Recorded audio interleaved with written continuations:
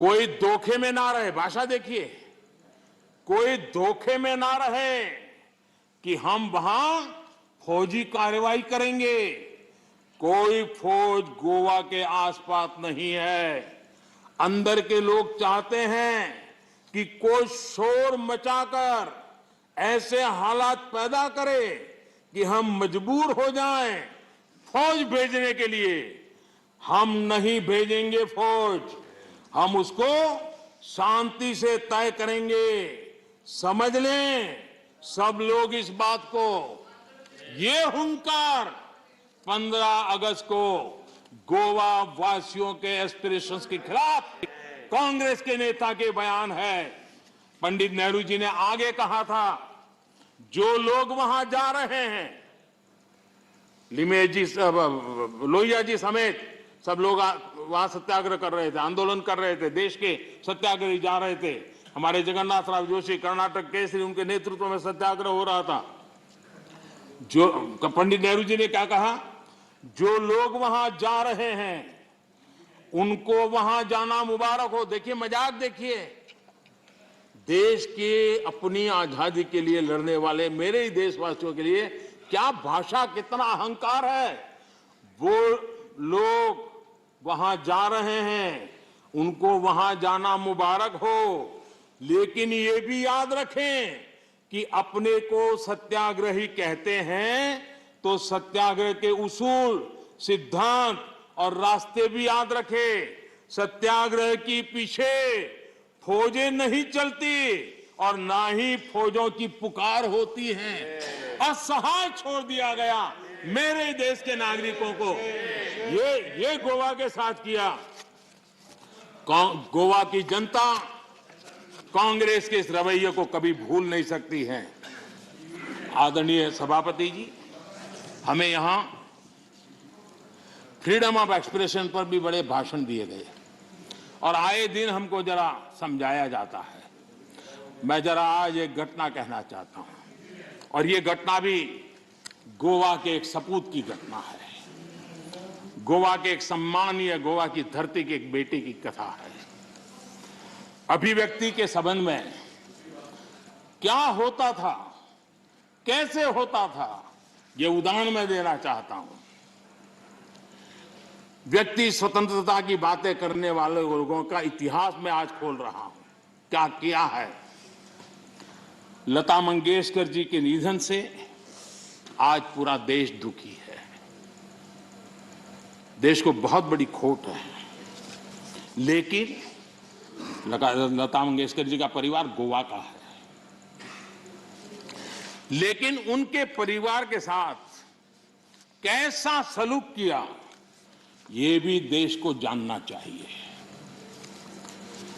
लता मंगेशकर जी के छोटे भाई पंडित हृदयनाथ मंगेशकर जी,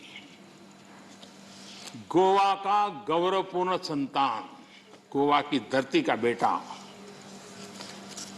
उन्हें ऑल इंडिया रेडियो से निकाल दिया गया। वो ऑल इंडिया रेडियो में काम करते थे और उनका गुनाह क्या था? उनका गुनाह यह था तो उन्होंने वीर सावरकर की एक देशभक्ति से भरी कविता की ऑल इंडिया रेडियो पर प्रस्तुति दी थी। आप देखिए, हृदयनाथ जी ने एक इंटरव्यू में बताया, उनका इंटरव्यू अवेलेबल है। उन्होंने इंटरव्यू में कहा, जब वो सावरकर जी से मिले कि मैं आपका गीत करना चाहता हूं, तो सावरकर जी ने उनको कहा, क्या तुम जेल जाना चाहते हो क्या? मेरी कविता गाकर के जेल जाना चाहते हो क्या? तो हृदयनाथ जी ने उनकी देशभक्ति से भरी कविता उसे संगीतबद्ध किया। 8 दिन के अंदर उनको ऑल इंडिया रेडियो से निकाल दिया गया। ये आपका फ्रीडम ऑफ एक्सप्रेशन है। ये स्वतंत्रता की आपकी झूठ बातें देश के सामने आपने रखी है। कांग्रेसी सरकारों ने दौरान किस प्रकार जुल्म हुए, ये सिर्फ हृदयनाथ मंगेशकर जी गोवा के बेटे के साथ हुए ऐसे नहीं, इसकी सूची काफी लंबी है। मजरू सुल्तानपुरी, मजरू सुल्तानपुरी जी को पंडित नेहरू की आलोचना करने के लिए 1 साल जेल में बंद कर दिया गया। नेहरू जी के रवैये की आलोचना करने के लिए प्रोफेसर धर्मपाल जी को जेल में डाल दिया गया था। प्रसिद्ध संगीतकार किशोर कुमार जी को इमरजेंसी में इंदिरा जी के सामने न झुकने के कारण, इमरजेंसी के पक्ष में न बोलने के कारण उनको आपातकाल में उनको भी निकाल दिया गया था। हम सभी जानते हैं कि एक विशेष परिवार के खिलाफ अगर कोई थोड़ी सी भी आवाज उठाता है, जरा भी आंख ऊंची करता है तो क्या होता है। सीताराम केसरी को हम भली भांति जानते हैं, क्या हुआ ये हमें पता है। आदरणीय सभापति जी,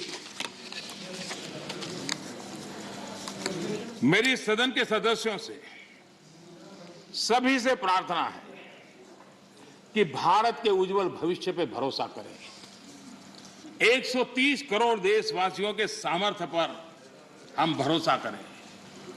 हम बड़े लक्ष्य लेकर के इसी सामर्थ्य के आधार पर देश को नई ऊंचाई पर ले जाने के लिए हम कृत संकल्पी बने। आदरणीय सभापति जी, हमने मेरे तेरे अपने पराये इस परंपरा को खत्म करना होगा और एक मत से, एक भाव से, एक लक्ष्य से एक साथ चलना, यही देश के लिए समय की मांग है। एक स्वर्णिम काल है, पूरा विश्व भारत को तरफ बड़े आशा से और बड़े गौरव से देख रहा है। ऐसे समय हम मौका गंवा न दें। देशवासियों के कल्याण के लिए इससे बड़ा कोई अवसर आने वाला नहीं है। ये मौका हम पकड़ लें। 25 साल की यात्रा हमें कहीं से कहां पहुंचा सकती है।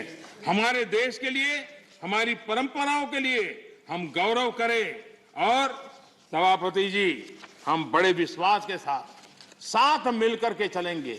और हमारे यहां तो शास्त्रों में कहा गया है, सं गच्छध्वम सं वदध्वम संवो मनासी जानताम, यानी हम साथ चले, साथ चर्चा करें, मिलकर हर कार्य करें।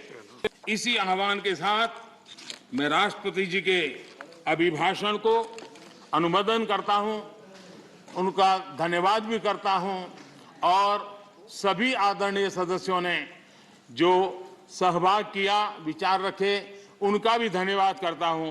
बहुत बहुत धन्यवाद। I shall now put the amendments. I shall now put the amendments which have been moved to vote. Amendment number 1 to 6 on 21 to 24 by Sri Vikas Ranjan Bhattacharya. Are you withdrawing the amendments or I should put them to vote? Right. He has moved the amendment and those in favor will raise their hands for the amendments. Say aye. Those against will please raise their hands and say no. I think the noes have it. Amendments number 1 to 6 and 21, 24 are negatived. Amendment number 7 to 14 by Shakti Singh Goyal. Are you withdrawing or moving? He is not there. Absent. Then amendments 7 to 14 are negatived. Amendment number 15 to 20 by Srimati Ramadas, Jannadas Baidyam. Sorry. Jannadas ji, are you moving? Right. I shall now put the amendments to vote. Those in favor will please raise their hands and say aye. Those against will please raise their hands and say no. The amendment 15 to 20 are negatived. Amendments number 34 to 41 by Sri Almaram Karim. Are you withdrawing amendments, sir? Right. Yeah, I shall now put the amendment to vote. Those in favor will please raise their hands and say aye. Those against will please raise their hands and say no. Then amendment 34 to 41 are negatived. Amendment 42 to 51 by Mr. M. Shanmugam. Right. I shall now put the amendments to vote. Those in favor, please raise their hands and say aye. Those against will please raise their hands and say no. The amendment 42 to 51 are negatived. Amendment 52 to 59 by C. K. Soma Prasad. Are you moving? Sabha, moving. Lok Sabha. Lok Sabha. I am moving. No. He should. I am moving. Yes. Yeah. I shall now put the amendment to vote. Those in favor will please raise their hands and say aye. Those against will please raise their hands and say no. Amendment 52 to 59 are negative. No have it. It's very clear. Amendment number 70 to 73 by Sri Digvijay Singh ji. Digvijay Singh ji, are you withdrawing the amendment? प्रधानमंत्री जी ने सब कुछ कहा, लेकिन जो महंगाई के बारे में बात करते उसके बारे में कुछ नहीं कहा, बेरोजगारी के बारे में कुछ नहीं कहा। I shall. दुनिया भर की बात की। Moving or अरे हम लोग are you moving or withdrawing? वही तो आपका विरोध करते हैं हम लोग। जनता नहीं होती तो कहाँ का विरोध करते हैं? If you are withdrawing, I will not put to vote. Mr. Bikram Bhattacharya. Bhattacharya, I have to name you. This is not the way. I have been seeing continuously from morning you are suffering with this and making us also to suffer. If you don't like it, then walk out. What else? I can't do anything else, na? I can't do anything because it is for the house. And if you don't like a particular speech, don't like it. I am not forcing you. You don't like it. Sri Digvijay Singh ji, are you withdrawing the amendments? No, sir. No. Moving. I shall now put the amendment to vote. Those in favor will please raise their hands and say aye. Those against will please raise their hands and say no. Amendment 70 to 73 are negative because the noes have it. Amendment 74 to 81 by Srimati Priyanka Chaturvedi. Are you moving, ma? Yes, sir, moving. Sir. Right. Amendments, I shall now put the amendments to vote. Those in favor will please raise their hands and say aye. Those against will please raise their hands and say no. The noes have it. Amendment 74 to 81 are negative. Amendment number 82 to 89 by Sri Tiruchi Siva is not. What is it? From your place. Go to your place.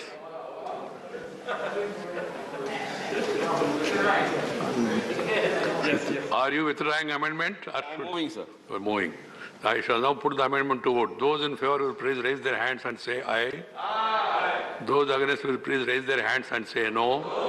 I think the noes have it. Amendment 82 to 89 are negative. Amendment 90 to 99 by C. K.C. Venugopal is not there. So now they are negative. Amendment 90 to 99. If all the amendments are negative, I shall now put the motion to vote. The question is that an address be presented to the President in following terms, that the members of Rajya Sabha presented in this session are deeply grateful to the President for the address which he has been pleased to deliver to both the Houses of Parliament assembled together on January 31st, 2022. Those in favor, please raise their hands and say aye. Those against will please raise their hands and say no. I think the ayes have it. The motion is adopted. Now, discussion on union budget. General discussion. Time allotted is 11 hours. So please keep this in mind.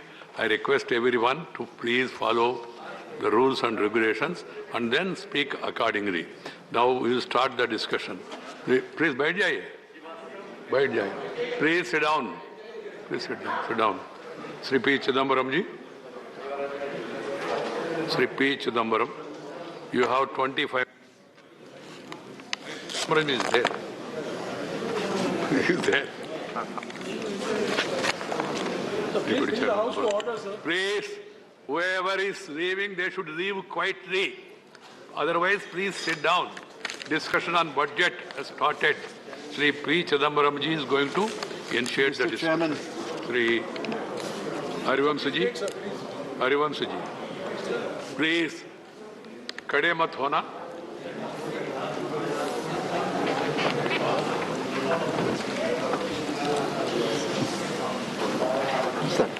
शांत कराइए sir.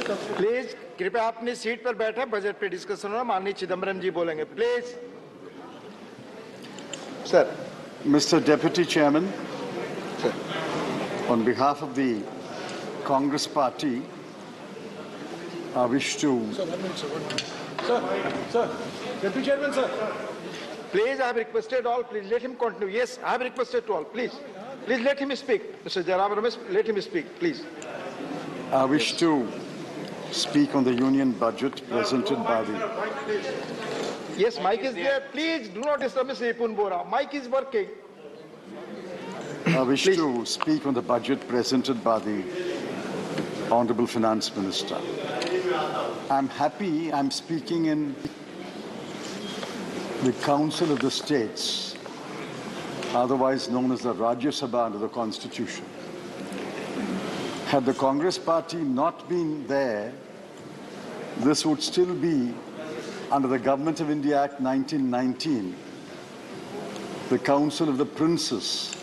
And instead of us, there would have been bejeweled rulers sitting with their shining armor and flowing turbans, sitting and speaking in praise of Queen Elizabeth II, who has completed 70 years in the throne. Thank God for the Congress. We have a Rajya Sabha, and I'm able to speak to you.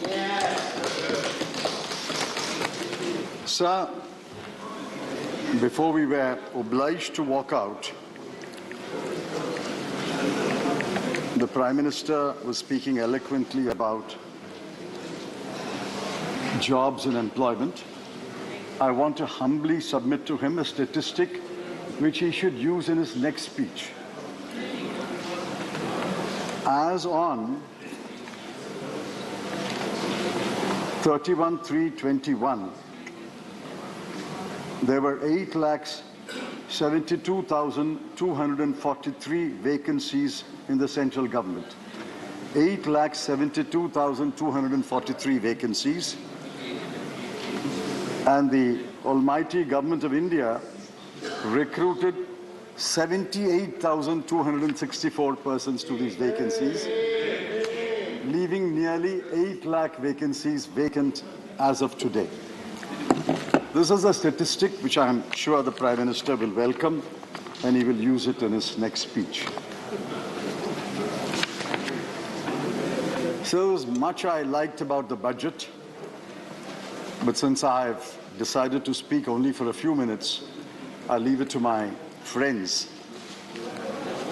But the best thing I liked about the Honorable Finance Minister's budget speech was it was her shortest speech, 90 minutes. Thank you, Madam.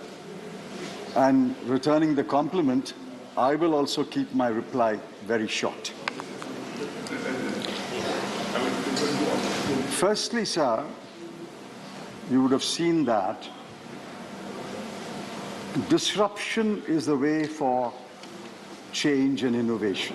There is disruption today in business, disruption in science, disruption in technology, disruption in every activity, because disruption creates innovation, creates the urge to bring about a change. I'm a member of the Tukde gang, which is the Hindi version of the word disruption. I'm not worried. I'm not worried because in this honorable parliament, a question was asked, who are the members of the Tukde gang? And the honorable minister said, we have no data available on the Tukde gang. There is no data available on the Tukde gang. There is no data available on oxygen shortage deaths. There is no data available on the bodies flowing on the rivers. There is no data available on how many migrants walked back to their homes. Yes. There is no data available on doubling farmers' income, which should have been done in 2022. Yes, yes. This is a no data available government, otherwise NDA government. But I have some data, sir. And I want you and the Honorable House to look at this data. Last year, the Honorable Finance Minister projected the 21-22 fiscal deficit at 6.8%. I cautioned, saying it will not be contained in 6.8%. They said we'll do better than 6.8%. They've actually done better than 6.8. They have done 6.9. On disinvestment, the target was fixed as 1,75,000 crore. I caution that this will be indiscriminate disinvestment. This will be mindless disinvestment. I'm grateful to the government for accepting our caution and collecting only 78,000 crore as against the target of 1,75,000. On capital expenditure, let's look at some very important data. In 21-22, the budget estimates projected capital expenditure as 5,54,236 crore. Because this budget also lays great emphasis on capital expenditure. So the government's capital expenditure will drive growth. Government's capital expenditure will crowd in private investment. I've seen a number of statements made by the Honorable Minister as well as her officers. So I think it's very important we look at capital expenditure. Now, the budget estimate for 21-22 was 5,54,236 crore. But the revised estimate came as a pleasant surprise. It was 6,02,711 crore. I was pleasantly surprised until we get into the finer print and we found that the 6,02,711 includes a one-time debt payment of Air India of 51,971 crore. That is capital. That is not a capital expenditure. That is repaying the bank. And if you deduct that amount, it will be 5 lakhs. 5 lakhs about 5,52,000 crore, which is less than the budget estimate. I could go on and give a lot of data, but I won't burden my speech with more data. Let's look at some other things.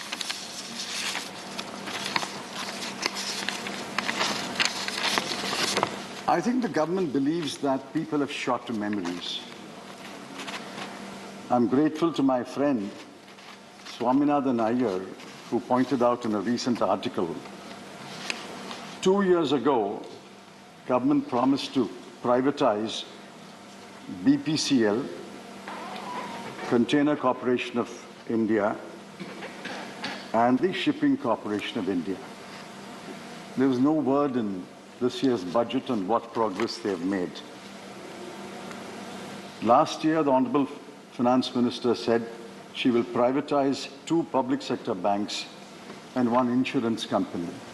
There's no word in this budget about what happened. Last year, for the 3rd time, they promoted what is called the National Monetization Pipeline. It had different names in different years.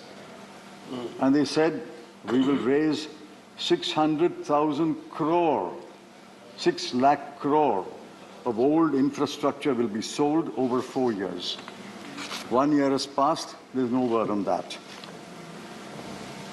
The railway said 151 passenger trains on 109 routes will be bid out to private sector. There was a tremendous response to this announcement. Do you know how many people responded, sir? 0. 0 bids for this announcement. Why do you make these announcements? Some of them are bad announcements. Some of them may be good announcements. Why do you make these announcements if you do not have the capacity to execute any of these announcements. That's why we don't take these announcements seriously. We only look at the outcome budget. There is no purpose at all in looking at this government's proposals in the budget. I only want to look at the outcome budget. Now, sir, I believe the government must have an overarching economic philosophy. You may criticize it, you may say it's good philosophy, bad philosophy, but I think it's very essential a government must have an overarching economic philosophy. My party has one, and we said so when we released the manifesto for 2019.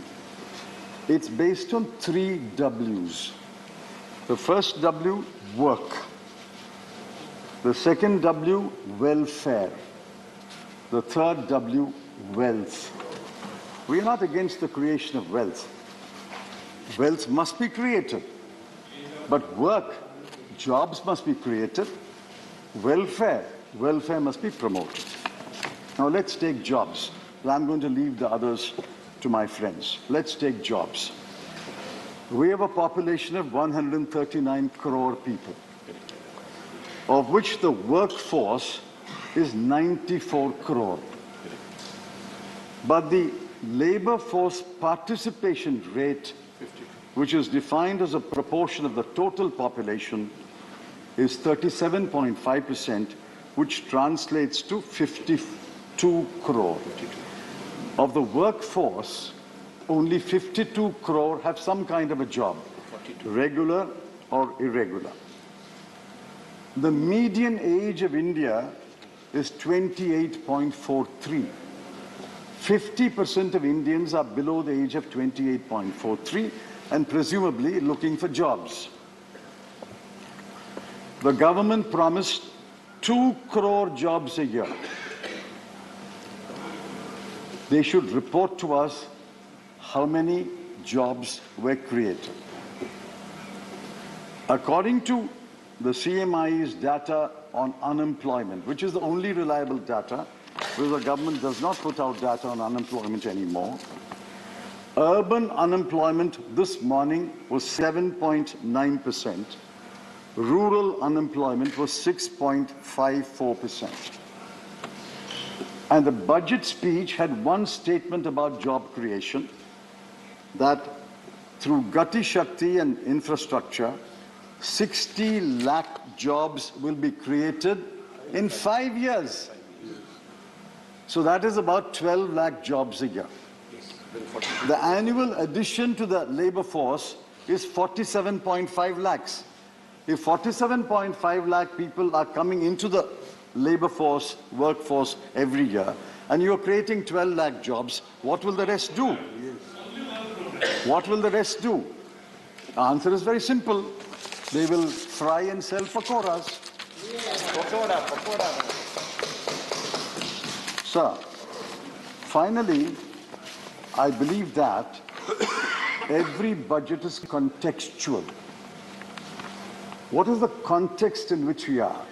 What is the context of the Indian economy today? There is an old Tamil verse, and I won't recite it. It's attributed to Nanneri, work composed by Shiva Prakasa. Sometimes it is attributed to Thiruvarutpa of Vallalar. But the key words are Idam, Porul, Eval, Kalam. In English, you can say context. Idam, Porul, Eval, Kalam. Tamil is a very rich language. What is context has been explained in beautiful 4 words. Idam, Porul, Eval, Kalam. Economic policy is contextual. What is the context today? In 2016-17, India's GDP grew by 8.3%.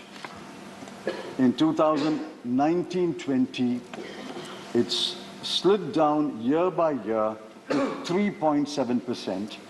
And in 2020-21, the pandemic year, we hit a recession. I will leave out that year. But in 4 years, this government has brought down the growth rate, pre-pandemic, brought down the growth rate from 8.3% to 3.7%. In 2019-20, the GDP in constant terms was 145 lakh crore rupees. In 2020-21, the pandemic year, it came down to 135 lakh crore. We are growing only when we go back to 145 lakh crore. That's all what 145 lakh crore is the last benchmark that we hit. India is growing only when it gets back to 145 lakh crore in constant prices and grows higher. We have not reached that stage. Government claims we are running fast, but we are running fast to stay in the same place. You have to run fast to go ahead. You can't run fast in the same place. This is not a treadmill. Sir, the budget papers say nominal growth in the next year, 22-23, will be 11.1%. I heard the new chief economic advisor say real growth will be 8%. Now, the Honorable Finance Minister must clarify to this House, which is correct. If will nominal growth be 11.1 and real growth be 8, in which event is the Honorable Finance Minister assuring this House that inflation will be only about 3.1? correct. One of the numbers is wrong. Either the budget number of nominal growth rate at 11.1 is wrong, or the new chief economic advisor's prediction that real growth will be 8% is wrong. This has to be clarified. Sir, I said I support creation of wealth, but we have to create work and we have to promote welfare. Let me end by what the government has done for welfare or not done for welfare in this context. Well, let's lay the context. India's economy has not yet recovered to the level of the pre-pandemic year. Everybody will agree with that. In the last 2 years, millions of jobs have been lost. 60 lakh MSMEs have been closed down, according to the Association of MSMEs. 60 lakh MSMEs have been closed down. 84% of households have suffered a loss of income. Per capita income has declined. Per capita expenditure has declined. 4.6 crore people have been pushed into extreme poverty. Huge learning loss among school children, especially children who live in rural India and are enrolled in government schools and have no access to devices. Malnutrition, stunting and wasting among children has increased according to World Health Report. And India's rank in the Global Hunger Index has fallen to 101 out of 116 countries. WPI inflation is estimated by the government's own numbers as over 12% and CPI inflation at 5.3%. There is flight of talent from India, business talent, engineering talent, medical talent, science talent is fleeing India. There's an emergence of monopolies and duopolies. There's crony capitalism. Top 10% of India garner 57% of the national income and hold 77% of the nation's wealth. Shame. 102 billionaires have become 142 billionaires, and the 142 billionaires' wealth has increased from 23 lakh crore rupees to 53 lakh crore rupees in 2 years. This is the context of India. In this context, what has the budget done for welfare? Subsidy for petroleum for this year and the next year from 6,517 crore cut to 5,813 crore. Fertilizer from 1,40,000 crore to 1,05,000 crore. Food from 2,86,219 crore to 2,06,481 crore. In agriculture, from 4.3% of GDP to 3.84% of GDP. Crop insurance from 15,989 to 15,500 crore. and Maganrega from 98,000 crore to 73,000 crore. Welfare has been thrown to the wind. Work has not been created. Welfare has been thrown to the wind. And you say we are creating wealth. You are creating wealth for whom? For the 142 billionaires? Yes. Or for the crony capitalists? Yes.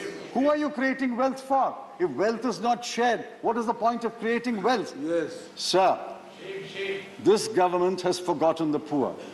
The word poor occurs twice in the budget. The word jobs occurs thrice in the budget.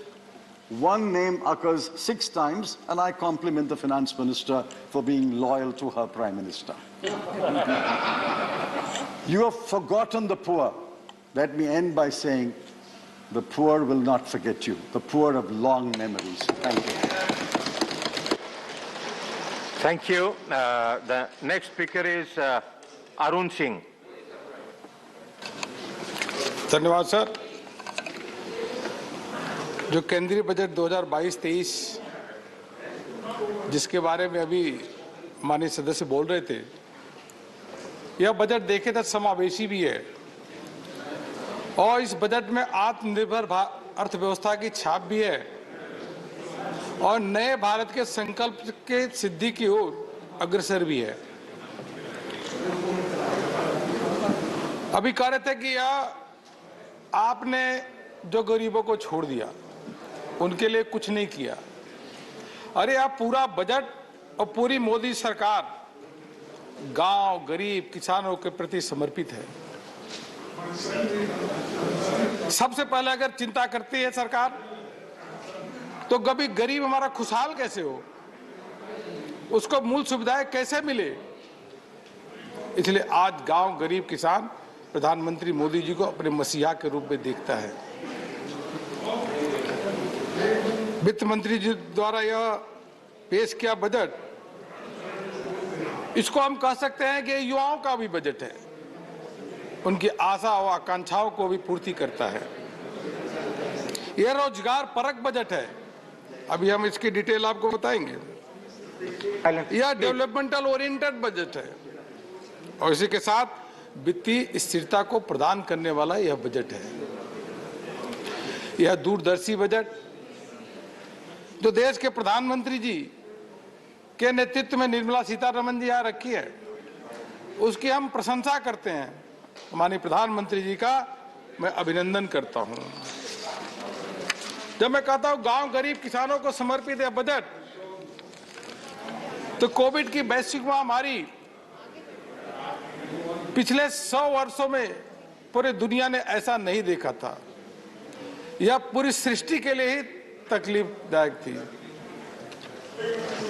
Bharat के 130 करोड़ की आबादी, इसमें गरीबों को किस प्रकार से बचाया जाए, वह कैसे भूखा पेट न सोए। जब लॉकडाउन लगा तो उससे के समय उसी दिन सबसे पहले अगर घोषणा हुई तो प्रधानमंत्री जी की ओर 80 करोड़ लोगों को 5 किलो अनाज देने की घोषणा हुई और 5 किलो अनाज जो गरीबों को दिया जा रहा है, वह आज पिछले 19 महीने से वह लगातार चल रहा है और सरकार 2,80,000 करोड़ रुपए इसमें खर्च कर रही है। इसीलिए देश का गरीब आम जनमानस प्रधानमंत्री मोदी जी के साथ है। अभी मनरेगा की बात कर रहे थे। मनरेगा की बात आपके समय 2014-15 कांग्रेस के समय, तो उस समय देखिए तो केवल 33,000 करोड़ रुपए का बजट होता था। यह मोदी सरकार है जो पिछले वर्ष 73 करोड़ का बजट रखी और लोगों को संकट आया तो 73,000 से 98,000 करोड़ रुपए यह मनरेगा के अंतर्गत इन्होंने खर्च करने का काम किया। और फिर उसके बाद कहते हैं कि आपने इनका ध्यान नहीं रखा। देश की आजादी के बाद लोगों के पक्के मकान नहीं थे। कांग्रेस पार्टी ने 5 दशक तक राज किया, लेकिन पक्के मकान गरीबों के पास नहीं थे। जो थे भी, हम लोग जाते थे गांव में, देखते थे इंदिरा आवास योजना के अंतर्गत जो मकान बनते थे उसमें इतना कम पैसा उनको दिया जाता था, उसमें से भी रिश्वत होती थी, तो उन मकानों की क्षति नहीं होती। अधिकांश गांव में जाके देख लो, इंदिरा आवास योजना में या तो उस पे गाय बैल उसके अंदर बांध रहे हैं, मवेशी को बांधने का काम कर रहे हैं, या तो उसके अंदर भूसा रखा गया है, वो रहने योग्य नहीं है। लेकिन आज प्रधानमंत्री मोदी जी के नेतृत्व में पीएम आवास योजना, जो पहले प्रति व्यक्ति को 70,000 रुपए दी जाती थी, वह 1,20,000 करने का काम यह सरकार ने किया। और इसी के साथ साथ 1,20,000 के साथ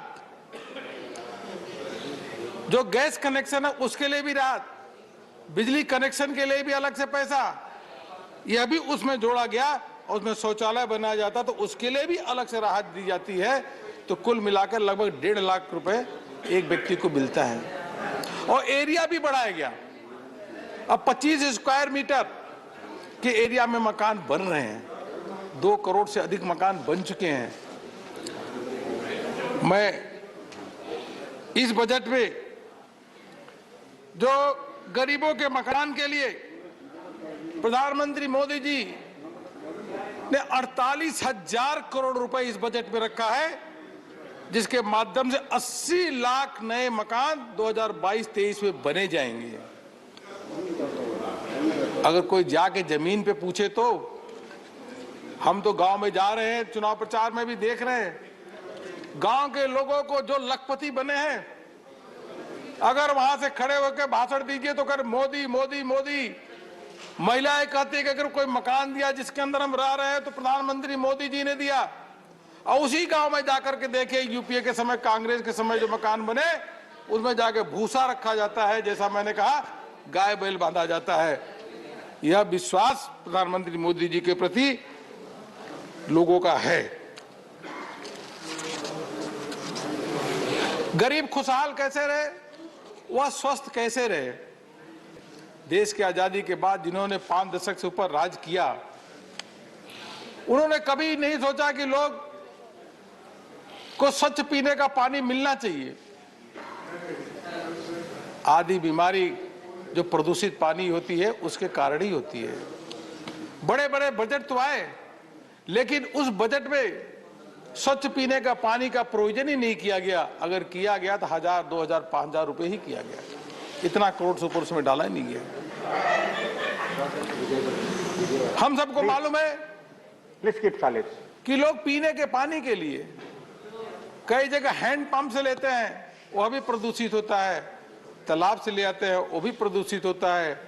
नदियों से जा करके बहुत सारे दूर दराज के लोग जाते हैं, वो ले आते हैं, 3 से 4, 5 घंटे लग जाता है, फिर उस पानी को ले आते हैं और उसके बाद उसको बचा करके रखते हैं कि वह पानी 2-3 दिन किसी तरीके से दूर दराज के क्षेत्र उसको पी सके। लेकिन किसी ने उनको कष्ट को नहीं देखा कि आज अधिकांश बीमारी उस पानी के कारण ही होते हैं। देश के प्रधानमंत्री मोदी जी हैं जिन्होंने जल जीवन मिशन की 15 अगस्त 2019 को इसकी शुरुआत की है कि देश के हर नागरिक को, हर गरीब को नल से जल मिलना चाहिए। और जब वो स्वस्थ रहेगा, शुद्ध पीने का पानी मिलेगा, तो भारत की विकास तो अपने आप ही बढ़ेगी। क्योंकि अस्वस्थ अगर लोग देशवासी रहेंगे तो कभी भी उसके लिए देश का विकास, जीडीपी कैसे बढ़ सकता है। पिछले 2 वर्षों में 5.5 करोड़ घरों में पीने का पानी नल के जल के माध्यम से पहुंचाया गया। गांव के लोग मोदी मोदी का नारा लगा रहे हैं। और इस बजट में भी देखिए 60,000 करोड़ रुपए इस बजट में यह रखा गया कि 3 करोड़ 80 लाख घरों को अगले साल 2022-23 तक उनको नल से जल की व्यवस्था की जाएगी, वो शुद्ध पीने का पानी पिएगा। कुछ राज्य ऐसे हैं जो उसमें मदद नहीं कर रहे हैं। ये बगल का राज्य राजस्थान है तो बिल्कुल ही उसमें काम नहीं कर रहा है। वो जो टालम टोल करता है केंद्र से पैसा जाता है, फिर भी नल से जल अधिक तेज गति से बढ़े, वो इसलिए नहीं करते क्योंकि लोग मोदी को श्रेय दे जाएंगे। इस संकीर्ण मानसिकता के साथ कर रहे हैं।